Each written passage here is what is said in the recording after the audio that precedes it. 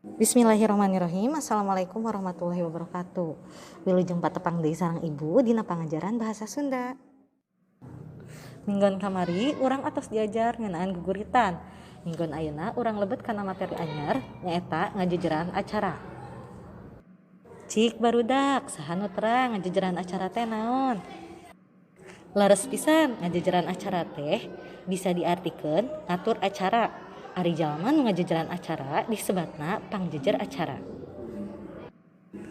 Ai pangjejer acara teh nyata jalma nu ditugaskeun pikeun ngatur lumangsungna hiji acara ti mimiti dibuka nepi ka ditutupna eta acara. Pangjejer acara sok disebat oge panata calagra atawa MC, host, presenter. Pancen atau tugas utamana nyata nyusun acara sarta mingpin jeung ngarahkeun lumangsungna acara sangkan tartib tur lancar. Nah, aya sawatara hal nu kudu diingutan lamun jadi pangjejer acara. Nu kahiji nyata kedah apal kahoyong atawa tujuan acara. Nu kadua kedah wanoh atau wawuh jeung nu boga acara atawa panitia. Salajengna kedah nitenan situasi sareng kondisi. Nu kaopat nyata kedah apal saha pangeussi acara. Nu kalima parigel nyusun acara secara entep seureuh. Nu terakhir bisa menggunakan bahasa nu eces tur jentre. Siswa-siswi nyusun acara teh teu sagawayah. Aya sistematika nu kedah ditetenan sangkan ngadamel teks ngajejeran acara nu sae. Nu kahiji nyaeta bubuka atau salam pamuka. Contohna nu dipeu kahormat Bapak Kades, nu dipeu kahormat Bapak jeung sajabana.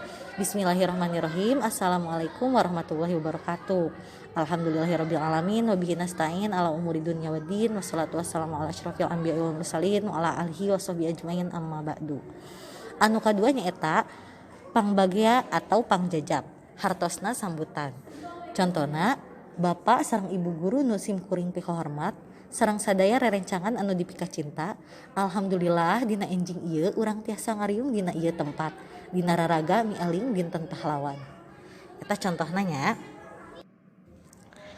Nu salajengna nyaeta eusi. Eusi nyaeta hal pokok anu bade dicarioskeun ku nu ngisi materi. Nu terakhir nyaeta panutup. Ngahaturkeun nuhun ka sadaya anu tos ngadangukeun biantara. Ari nyusun teks ngajejeran acara teh aya 5 langkah. Nu kahiji nangtukeun acara nu baris dijejeran. Nu kadua nangtukeun materi acara. Nu katilu nyusun acara. Nu kaopat nyusun bagian bubuka, eusi sarta panutup. Nu terakhir nyusun teks ngajejeran acara. Padika dina ngajejeran acara. Nu kahiji fisik nu prima tur kaayaan awak sehat sarta kualitas suara nu alus. Nu kadua boga pangaweruh jeung wawasan nu kaitung lega tur jembar. Salajengna adeg pangandeg nu ngayakinkeun tur bisa dipercaya kaasup dangdanan sarta paripola. Salajengna nu teu kalah pentingna nyaeta ngawasa eusi. Nu terakhir pasemon, ekspresi, ucapan jeung lentong kedah merenah. Nah barudak, alhamdulillah parantos rengse materi ngeunaan ngajejer acara. Hapunten bilih ibu aya kelepatan dina cariosan.